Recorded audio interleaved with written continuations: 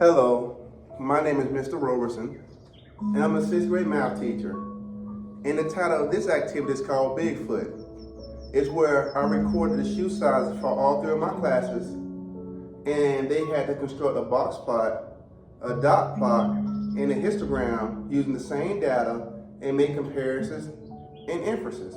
So we'll start with the box plot first. So first they constructed and completed a 5-number summary, which you can see part of right here. And from there, I had them take their 5-number summary and develop 3 box plots on 1 number line. So they're stacked on top of each other. And once we did all this in a collaborative manner, we turned to the back and answered the following questions. Number 1, write down 6 statements that are true in regards to these box plots. And I had got a variety of responses. Kids noticed that, well, my second block, they have the longest box. They also noticed in my first block, we have the longest whisker. They noticed that my third block has the smallest box. They also noticed that second block and third block share the same median when you look at the box plot, which is 7. The second question actually was, what class of classes have the largest median or quartile 2? And going back to what we said earlier, class is second block and third block because they have a median of 7. The next question read, what class has the smallest median or the smallest quartile 2? Well, that's my first block with a quartile 2 of 6.5. The next question read, which class has the largest shoe size? And they noticed that by looking at the box plot that, well, it's first block. So in that class, we're size 11. What class has the smallest shoe size? Well, that'd be someone in my second block. Someone wears a size 2.5. Now, the last question was very impactful because now we got an interquartile range. And I related back to what they mentioned earlier, how my second block has the longest box. So once we found the interquartile range for all 3 classes, I asked them, what do you notice about our second block box in its interquartile range? Well, it also has the greatest interquartile range. Well, let's look at third block, which apparently has the smallest box. What do you notice about that interquartile range? It also has the smallest interquartile range. So then we start discussing what interquartile range actually represents. So this is where the conceptual understanding came into play. Interquartile range represents the spread of the data that represents 50% of your box. And they noticed that, well, the smaller the interquartile range, the smaller the box, which means your data is more concentrated. So in this class, 50% of the kids were roughly around the same size. Whereas in my second block, where it had a higher interquartile range, those kids' shoe sizes were more spread out.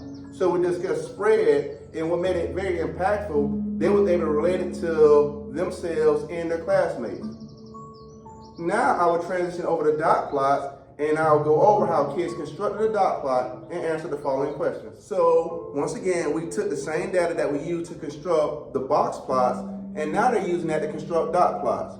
So they constructed 3 dot plots that represent each and every class, starting with number 1. They had to take the information, they made their dot plots. The first question read, how many students reported their shoe size? And automatically kids started counting, and they realized 21 students. Then I said, okay, look back to your box plot. How many students did we have record their shoe size for the first block? 21 students. And right now I'm making connections, and you'll see in a moment. The second one, what is the mode of first block? In other words, what's the most common occurring shoe size? Size 5. And they saw that on the dot plot, whereas size 5 has more plots than the others. The next question, what is the spread or range of the shoe size? This is where you want to be clear. You don't want kids confusing interquartile range with range. Although they both represent spread, they represent 2 different types of spread. So when we talk about range, I say, all right, let's not focus on the number line per se, because I have a lot of kids looking at the last number shown on the number line and trying to subtract that from the smallest number shown on the number line. I told them, well, a number line is just a snapshot. You want to look at what's the largest shoe size that we have plotted, a size 11.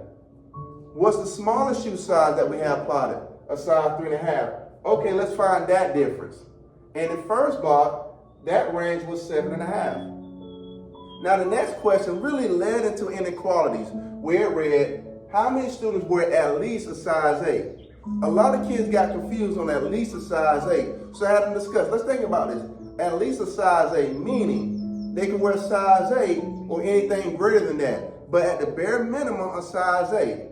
So they started thinking, and once they collaborated, we came together and we discussed, all right, if they can wear at least a size 8, can they wear a size 8? Yes.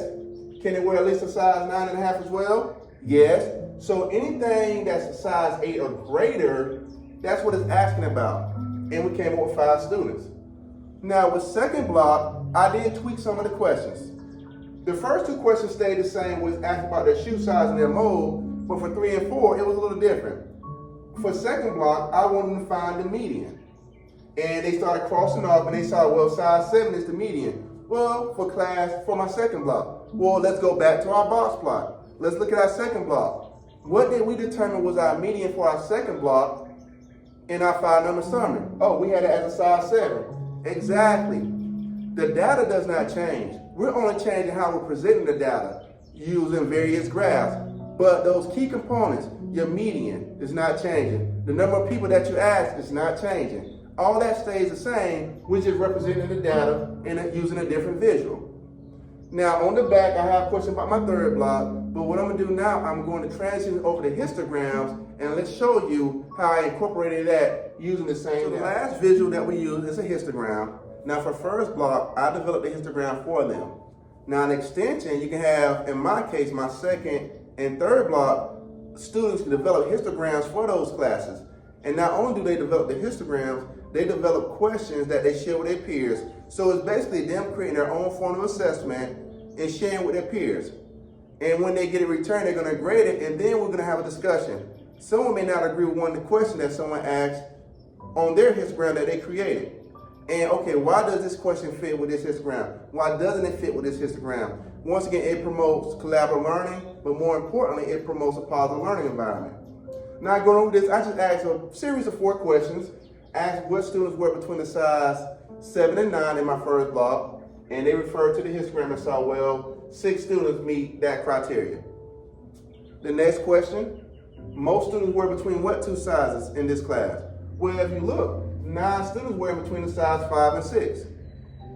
The third question, how many students are represented in this histogram? And they just counted the frequency and saw, well, it's 21 students. The same 21 students from first block in our dot plot as well as in our box plot. Now for number 4, they had to describe the shape of the histogram, which was multiple choice. So they saw, well, this is skewed right. Then we started discussing, why is it skewed right? We started talking about the tail of the histogram, and we went more in depth with that. So once again, as an extension, you can have the other classes, that data, you can have students create histograms based on that data and also create their own questioning for their peers to answer. Then you can collect them and you can look over the questions, or you can have them talk amongst each other. Why is this question fair? Why is this question isn't fair? Or I don't agree with this question. Why you ask this? Why you didn't ask it like this? And once again, it promotes a positive learning environment, it promotes collaborative learning, and it makes kids actually think. So I hope you find this instructional video informative. If you like the activity, just send me your email, comment your email. And once again, you can tweak these questions to how you see fit. You don't have to do shoe sizes. You can do heights. If you wanted to, you can get the shoe size of all the adults in your building compared to the kids in your classroom and have them compare student shoe sizes to adult shoe sizes. So there's a lot you can do with this activity. So once again, I hope you enjoy your rest of your day and have a good school year, everyone.